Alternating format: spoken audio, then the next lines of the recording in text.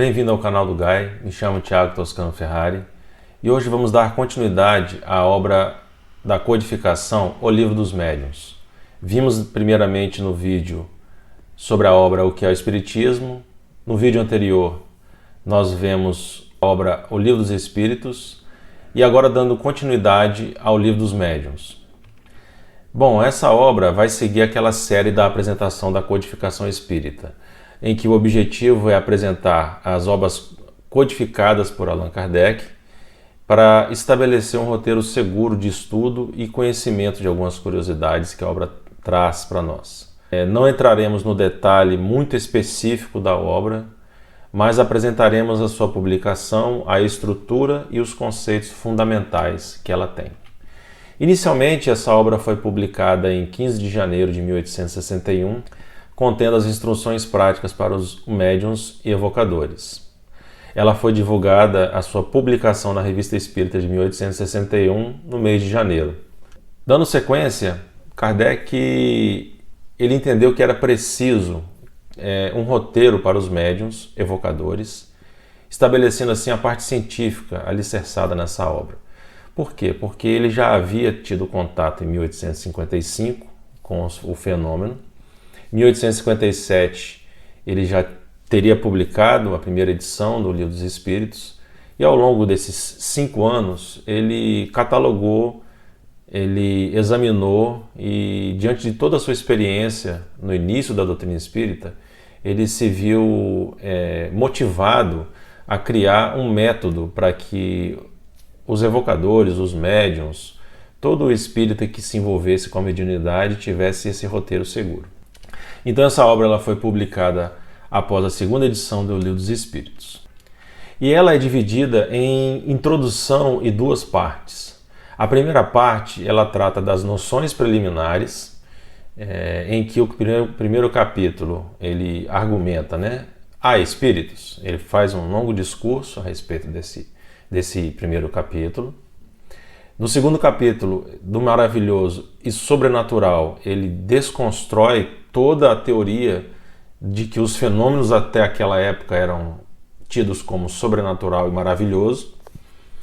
No capítulo 3 ele fala do método, não é o método que ele usou e catalogou todos os fenômenos, mas sim do método que utilizava-se para combater todo o fenômeno da doutrina, seja ele materialista, visando o charlatanismo, atribuindo o fenômeno aos charlatães, aos embusteiros, enfim, ele desconstrói também toda essa argumentação. No capítulo 4, ele fala dos sistemas. Esses sistemas são sistemas de negação da doutrina e também ele trata dos sistemas como monoespírita, sistema em que as pessoas se identificam sendo espíritas sem saber. Enfim, ele traz todo um arcabouço de sua argumentação e de sua fundamentação nessa primeira parte. Ele encerra essa primeira parte e já na segunda parte ele parte para a conceituação das manifestações espíritas. Então ele tem 32 capítulos, essa segunda parte ela é bem extensa.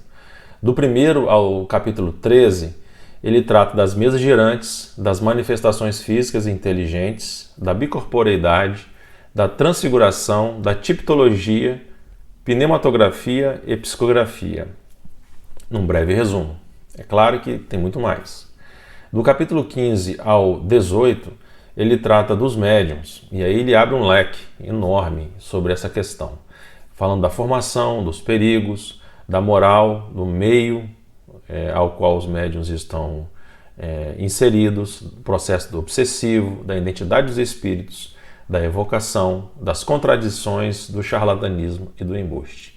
Kardec frisava muito a importância de se desmistificar o fenômeno, separando o que era da doutrina do que era charlatanismo à sua época. Ele fazia questão de revelar o que era um embuste. Do capítulo 29 e o 30, ele fala das reuniões e o regulamento da Sociedade e de Estudos Espíritas. Então aí ele já traça um esboço de como deveria se acontecer as reuniões e traça o regulamento da Sociedade de Estudos Espíritas, já iniciado em 1858 na sua primeira publicação da Revista Espírita. No capítulo 31, ele trata das dissertações espíritas, e aí ele traz as dissertações que têm um cunho apócrifo, que são as mensagens que ele julgou que não eram fidedignas, eram mensagens puramente pueris, e as mensagens sérias. Então ele separa essas mensagens em esses dois grupos. E no capítulo 32 ele trata do vocabulário espírita. Na primeira parte, entre o capítulo 2, do maravilhoso e sobrenatural, nós destacamos o oitavo parágrafo, em que ele traça toda uma linha de raciocínio e ele propõe, que o Espiritismo não pode considerar crítico sério, senão aquele que tudo tenha visto, estudado e aprofundado com a paciência e a perseverança de um observador consciencioso, que do assunto saiba tanto quanto qualquer adepto instruído, que haja, por conseguinte, aurido os seus conhecimentos algures, que não nos romances da ciência. Aquele a quem não se possa opor fato algum que lhe seja desconhecido, nenhum argumento de que não tenha sido cogitado e cuja refutação faça, não por mera negação, mas por meio de outros argumentos mais peremptórios. Aquele, finalmente, que possa indicar para os fatos averiguados causa mais lógica do que a que lhes aponta o Espiritismo, tal crítico ainda está por aparecer. Então Kardec, em pouco tempo de vivência nos fenômenos, ele já tinha uma bagagem muito grande e ele já enxergava que todo crítico que se opunha à doutrina, ele tinha que ter pelo menos uma nova proposta de explicar, senão pelo fato do materialismo. Se aquele fenômeno tinha uma relação do plano espiritual com o plano físico, devia-se ter uma resposta mais convincente do que a doutrina poderia oferecer. Então os críticos que apareceram muita época, em que ele vai relatar na Revista Espírita, eles tratavam os fenômenos como sendo um objeto de superstição, coisa que Kardec não fez esse aprofundamento. Ele teve o cuidado de trazer a verdade dos fatos. Ainda na primeira parte, já indo do capítulo 3, em que ele trata do método, então foi o que eu disse anteriormente. O método, ele não é o método de codificação da doutrina. Isso ele vai tratar lá na obra o Evangelho segundo o Espiritismo, que é a próxima que nós vamos abordar, que é o controle universal do ensino dos espíritos. Então ele vai traçar uma longa abordagem sobre esse tema. Aqui vamos destacar o item 25, em que ele diz: não podemos omitir uma categoria a que chamaremos incrédulos por decepções. Abrange os que passaram de uma confiança exagerada à incredulidade, porque sofreram desenganos. Então, desanimados, tudo abandonaram, tudo rejeitaram. Estão no caso de um que negasse a boa-fé por haver sido ludibriado. Ainda aí, o que há é o resultado de incompleto estudo do Espiritismo e de falta de experiência. Aquele a quem os espíritos mistificam, geralmente é mistificado lhes perguntar o que eles não devem ou não podem dizer, ou porque não se acha bastante instruído sobre o assunto, para distinguir da impostura a verdade. Então nós destacamos esse método, por quê? Porque nós vemos no momento atual muitas dissidências, assim como houve no passado, em que outros movimentos se desvincularam ao movimento nacional do movimento espírita, em que muitas pessoas estão indo a público em se declarando como ex-espíritas, sem ter tido o estudo adequado, ou até mesmo que se aprofundaram, mas ainda na superfície. Não foram investigar todos os fatos, não teve uma experiência ainda contundente dos fenômenos, então eles passam a ter uma credibilidade diante dos fenômenos, diante da doutrina, que muitas pessoas dão voz a essas pessoas que tiveram essa passagem. E quando a gente observa, são pessoas de pouco estudo. Ainda no capítulo 6, pulando já para a segunda parte, das manifestações visuais, e ele traz um ensaio teórico das aparições. No item 101 destacamos: as manifestações aparentes mais comuns se dão durante o sono, por meio dos sonhos. São as visões. Os limites deste estudo não comportam o exame de todas as particularidades que os sonhos podem apresentar. Resumiremos tudo, dizendo que eles podem ser uma visão das coisas presentes ou ausentes, uma visão retrospectiva do passado e, em alguns casos excepcionais, um pressentimento do futuro. Também muitas vezes são quadros alegóricos que os espíritos nos põem sob as vistas para dar-nos úteis avisos e salutares conselhos, se trata de espíritos bons, para induzir-nos em erro e nos lisonjear as paixões, se são espíritos imperfeitos que nolo apresentam. A teoria que se segue aplica-se aos sonhos, como a todos os outros casos de aparições. E ele recomenda ao final para examinarmos as questões 400 e seguintes do Livro dos Espíritos. Então, nós observamos da seguinte forma, que os sonhos que ele destaca aqui nas aparições, em que muitas pessoas têm essas visões, seja de pessoas que já desencarnaram, seja de pessoas ainda vivas, eles representam fatos vividos ou podem se tornar de forma alegórica, de forma simbólica, de elementos que os espíritos colocam nesses sonhos que nós tivemos essa vivência para nos dar avisos, alertas ou até mesmo premonições. Ainda na segunda parte, agora tratando do capítulo 7, ele trata da bicorporeidade e da transfiguração. O que vem à mente? Essa palavra transfiguração nos traz aí a memória da questão da transfiguração de Jesus, em que apareceram Elias e Moisés, a presença dos 3 apóstolos, né? Pedro, João e Tiago. Mas vamos tratar aqui um fato mais recente, ocorrido na época em que os fenômenos na Igreja Católica eles eram tidos como sobrenaturais e por esse motivo ele trazia um cunho de santidade a essas pessoas. Então Kardec ele destaca que Santo Afonso de Ligure foi canonizado antes do tempo prescrito, por se haver mostrado simultaneamente em 2 sítios diversos, o que passou por milagre, como havíamos dito anteriormente, né? E agora um segundo caso em que ele aponta Santo Antônio de Pádua, que estava pregando na Itália, quando seu pai em Lisboa ia ser supliciado, sob a acusação de haver cometido um assassínio. No momento da execução, Santo Antônio aparece e demonstra a inocência do acusado, que era seu pai. Comprovou-se que naquele instante Santo Antônio estava pregando na Itália e na cidade de Pádua, ou seja, bicorporeidade. O espírito ele entra num processo em que o seu corpo físico reduz a atividade, existe uma transposição do seu perispírito juntamente com o seu espírito, ele se manifesta numa outra localidade.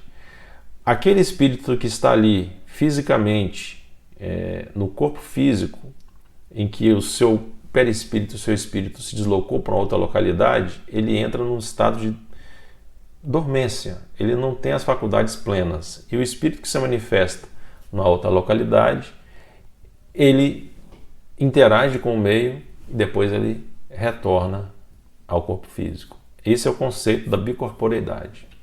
Transfiguração já é um outro momento, a gente vai abordar, em que nós vamos tratar de assuntos bíblicos, em que esse fenômeno da transfiguração ele vai entrar no nosso cunho de esclarecimento.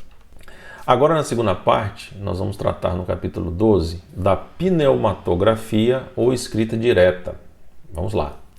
Item 147 nós destacamos. Uma vez que a possibilidade de escrever sem intermédio representa um dos atributos do espírito, uma vez que os espíritos sempre existiram desde todos os tempos, e que desde todos os tempos se são produzidos os diversos fenômenos que conhecemos, o da escrita direta igualmente se há de ter operado na antiguidade, tanto quanto nos dias atuais. Deste modo é que se pode explicar o aparecimento das 3 palavras célebres na sala do festim de Baltazar. Na Idade Média, tão fecunda em prodígios ocultos, mas que eram abafados por meio das fogueiras, também conheceu necessariamente a escrita direta. É possível que, na teoria das modificações, porque os espíritos podem fazer passar a matéria, teoria que desenvolvemos no capítulo 8º, se encontre o fundamento da crença da transmutação dos metais. Então, o que Kardec está dizendo aqui? 2 fenômenos. Um ocorrido na Idade Média, que é a transposição de objetos, que ele trata também nessa obra do Livro dos Médiuns, em que nós não abordamos assim um item específico, mas existe a transposição em dois ambientes. Os espíritos interagem com aquela matéria, fazendo ele transportar de um ambiente a outro. Existe ainda esse fato que Kardec enumera aqui, que é o festim de Baltazar, que é descrito no livro de Daniel, capítulo 5, versículo 5, em que existe ali o fenômeno da pneumatografia, em que uma mão aparece escrevendo 3 palavras e o rei, assustado com aquele fenômeno, Baltazar, chama os seus adivinhos e sábios do Império Babilônico, que não puderam responder, e eles conheciam um homem hebreu que tinha condições de descrever aquelas frases, decifrá-las, e chama Daniel, que era o profeta à época, e ele decifra aquela frase que significava a queda do rei da Babilônia. E aí Daniel ele é tido como o representante dos profetas da época do Império, e ele é elevado a um nível acima, né, em que ele estava enquanto hebreu. Esse evento é bem importante a gente frisar. Ainda na segunda parte, no capítulo 14, ele trata dos médiuns. Item 159, ao qual destacamos, Kardec diz: todo aquele que sente, num grau qualquer, a influência dos espíritos é, por este fato, médium. Essa faculdade é inerente ao homem, não constitui, portanto, um privilégio exclusivo. Por isso mesmo, raras são as pessoas que dela não possuem alguns rudimentos. Pode, pois, dizer-se que todos são, mais ou menos, médiuns. Todavia, usualmente, assim só se qualificam aqueles em quem a faculdade mediúnica se mostra bem caracterizada e se traduz por efeitos patentes, de certa intensidade, o que não depende de uma organização mais ou menos sensitivas. É de notar-se, além disso, que essa faculdade não se revela da mesma maneira em todos. Geralmente, os médiuns têm a sua aptidão especial para os fenômenos dessa ou daquela ordem, de onde resultam que formam tantas variedades quanto são as espécies de manifestações. As principais são os médiuns de efeitos físicos, os médiuns de efeitos sensitivos ou impressionáveis, os audientes, videntes, sonambúlicos, curadores, a dos pneumatógrafos e a dos escreventes ou psicógrafos. Então, Kardec ele resume aqui, nesse item 159, que a mediunidade ela é inerente a todos o ser humano, e mais à frente nós vamos observar que essa aptidão ela é de cunho orgânico. Ela não tem uma aptidão, podemos dizer, espiritual. Ela é inerente ao corpo físico. Em se tratando das comunicações espíritas, no capítulo 19, esse livro, o Livro dos Médiuns, ele também traz perguntas e respostas em alguns momentos, mas o teor teórico dele, ele tem muito mais conteúdo de próprio cunho de Kardec. Então, no segundo item, ele faz a seguinte pergunta: as comunicações escritas ou verbais também podem emanar do próprio espírito encarnado do médium? Aí vem a resposta dos espíritos. A alma do médium pode comunicar-se como a de qualquer outro, se goza de certo grau de liberdade. Recobra suas qualidades de espírito. Tendes a prova disso nas vistas que vos fazem as almas de pessoas vivas, as quais muitas vezes se comunicam convosco pela escrita, sem que as chamais. Porque ficais sabendo, entre os espíritos que evocais, alguns há que estão encarnados na terra. Eles então vos falam como espíritos, e não como homens. Por que não se haveria de dar o mesmo com o médium? E aí Kardec, não convencido, pergunta novamente no item A: não parece que esta explicação confirma a opinião dos que entendem que todas as comunicações provêm do espírito do médium e não do espírito estranho? E os espíritos reafirmam: os que assim pensam só erram em dar caráter absoluto à opinião que sustentam, porquanto é fora de dúvida que o espírito do médium pode agir por si mesmo.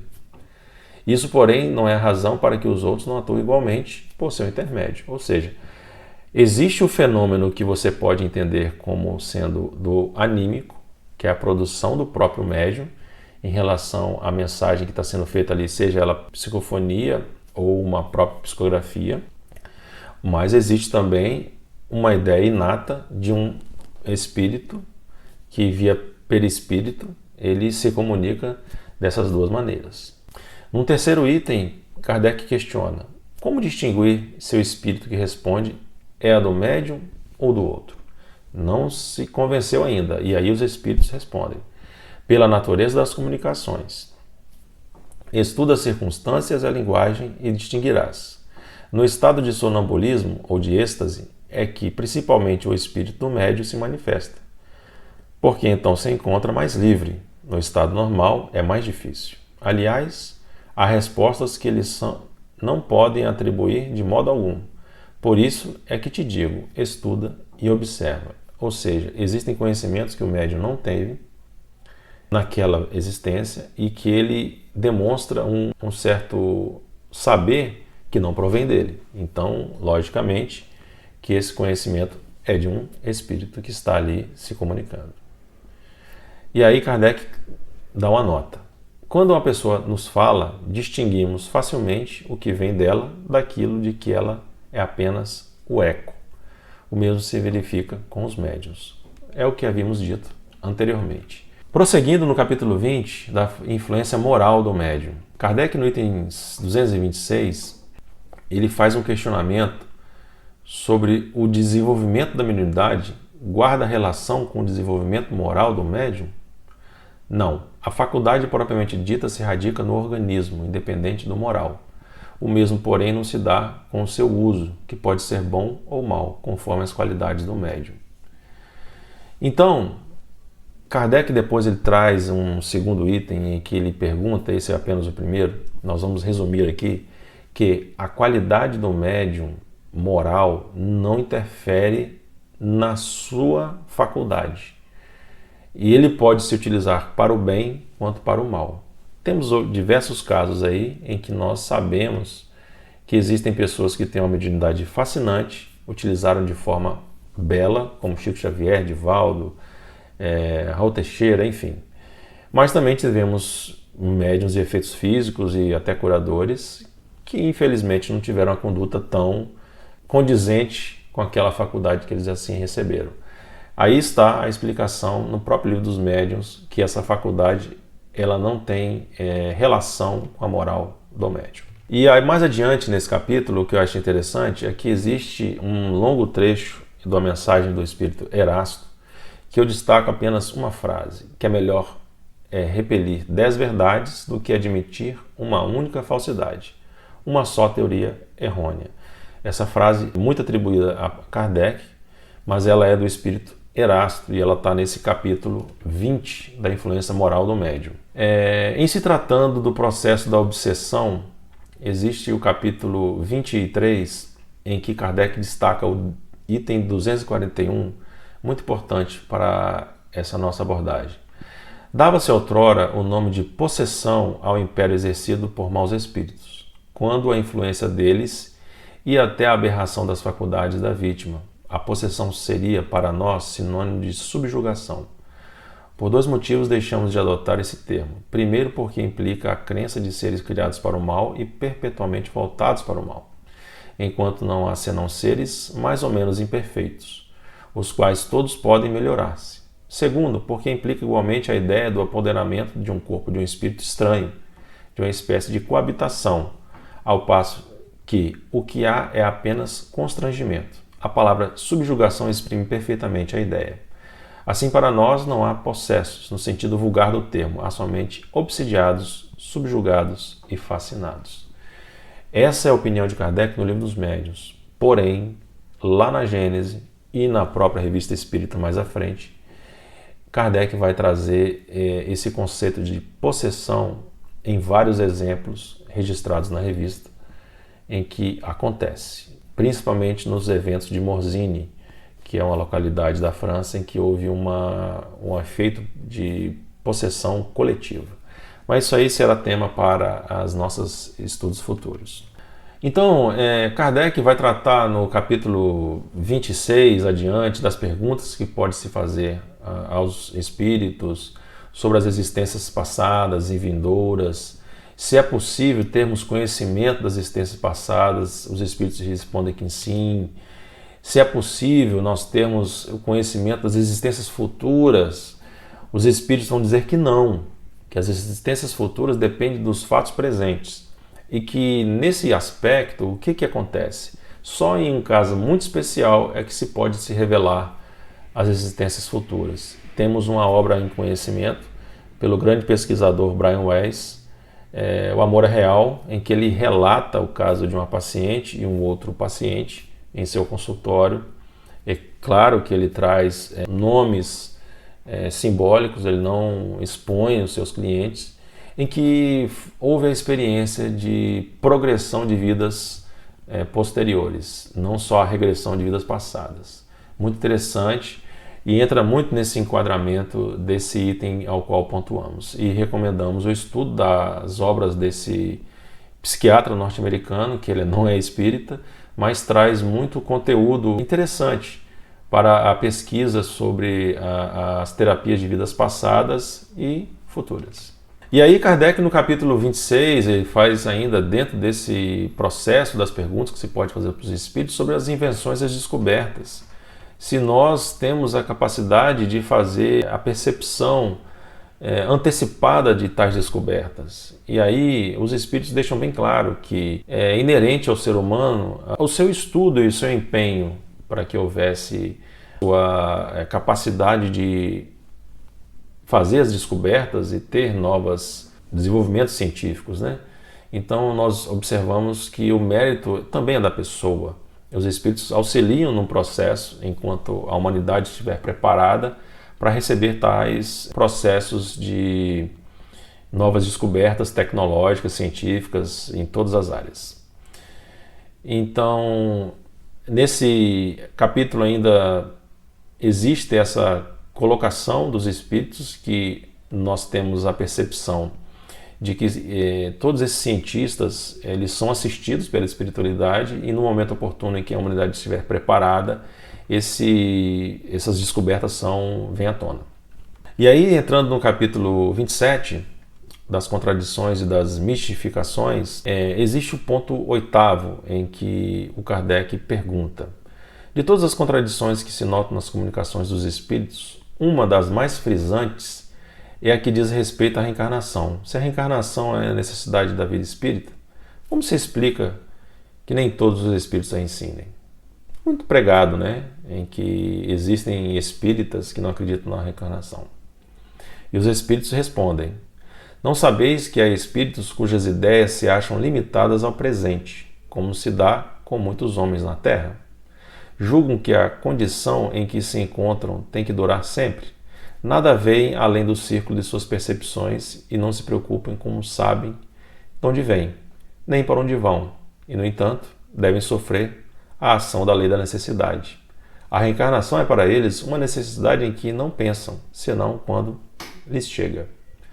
Sabem que o espírito progride, mas de que maneira? Tem isso como um problema. Então, se os interrogares a respeito, falar-vos-ão dos 7 céus superpostos como andares. Alguns mesmo vos falarão da esfera do fogo, da esfera das estrelas, depois da cidade das flores e da dos eleitos. Enfim, a necessidade atual do espírito que está se comunicando, ao qual ele relega e ignora a reencarnação por não ter necessidade no momento, leva muitas vezes ele a negar a reencarnação numa dada comunicação. Entramos na parte final e vamos aqui destacar as dissertações espíritas, no capítulo 32, em que vamos ler uma mensagem para vocês aqui e tenho a certeza de que muitos de vocês já ouviram ela em algum lugar. Venho eu, vosso Salvador e vosso Juiz, venho, como outrora, aos filhos transviados de Israel, venho trazer a verdade e dissipar as trevas. Escutai-me. O Espiritismo, como outrora a minha palavra, tem que lembrar aos materialistas que acima deles reina a imutável verdade, o Deus bom, o Deus grande, que faz germinar as plantas e que eleva as ondas. Revelei a doutrina divina, como ceifeiro, atei em feixes o bom espaço da humanidade, e disse: vinde a mim, vós todos que sofreis. Mas, ingratos, os nomes se desviaram do caminho reto e largo que conduz ao reino de meu Pai, e se perderam nas ásperas veredas da impiedade. Meu Pai não quer aniquilar a raça humana. Quer, não mais por meio de profetas, não mais por meio de apóstolos, porém que, ajudando-vos uns aos outros, mortos e vivos, isto é, mortos segundo a carne, porquanto a morte não existe, vos socorrais, e que a voz dos que já não existem mais ainda se faça ouvir, clamando-vos: orai e crede. Por isso que a morte é a ressurreição, e a vida, a prova escolhida durante a qual, cultivadas, as vossas virtudes têm que crescer e desenvolver-se como cedro. Crede nas vozes que vos respondem. São as próprias almas dos que evocais. Só muito raramente me comunico. Meus amigos, os que hão assistido à minha vida e à minha morte são os intérpretes divinos das vontades do meu Pai. Homens fracos, que acreditais no erro das vossas inteligências obscuras, não apagueis o facho da que a clemência divina vos coloca nas mãos, para vos clarear a estrada e reconduzir-vos, filhos perdidos, ao regaço de vosso Pai. Em verdade vos digo, crede na diversidade, na multiplicidade dos espíritos que vos cercam. Estou infinitamente tocado de compaixão pelas vossas misérias, pela vossa imensa fraqueza, para deixar de estender mão protetora aos infelizes transviados que, vendo o céu, caem no abismo do erro. Crede, amai, compreendei as verdades que vos são reveladas. Não mistureis o joio com o bom grão, os sistemas com as verdades. Espíritas, amai-vos, eis o primeiro ensino. Instruí-vos, eis o segundo. Todas as verdades se encontram no cristianismo. São de origem humana os erros que nele se enraizaram. Eis que, do além-túmulo que julgais o nada, vos clamam vozes. Irmãos, nada perece.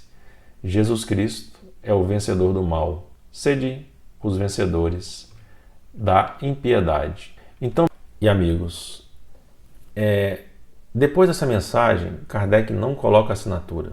Ele coloca uma nota. E nessa nota, ele faz uma longa dissertação e ele se abstém de colocar a assinatura, fazendo-se as devidas reservas, coloca o nome Jesus de Nazaré e ele, fazendo isso, o que ele quis realizar? Ele quis proteger a doutrina no seu início da manifestação que havia pontual do próprio Mestre, em que nós vamos abordar mais à frente nas obras, e que trazia à sociedade da época um cunho de uma nova revelação. Então deixaremos para vocês aqui essa mensagem com uma parte final, em que nós iremos tratar na próxima obra aonde ela se encontra. E em nossa conclusão, nós vamos trazer para vocês aqui a recomendação de leitura dessa obra, do estudo, e o aprofundamento dela e de demais obras complementares através do ESMED, que as Casas Federadas nos trazem de 1 ano e meio após o ESD, que é o Estudo Sistematizado da Doutrina Espírita, o ESMED, que é o Estudo da Mediunidade, de 1 ano e meio, em 1 ano de parte teórica, e um módulo somente de parte prática. Não somente para quem se sentir sensitivo ante aos fenômenos espirituais, bem como também aqueles que querem ter uma outra função numa reunião mediúnica, que pode ser o de dialogador. Então, é uma descoberta, um caminho assim muito oportuno de aprendizado. Então, espero que vocês tenham gostado desse vídeo e se inscrevam no canal, curtam, compartilhem e até o próximo vídeo.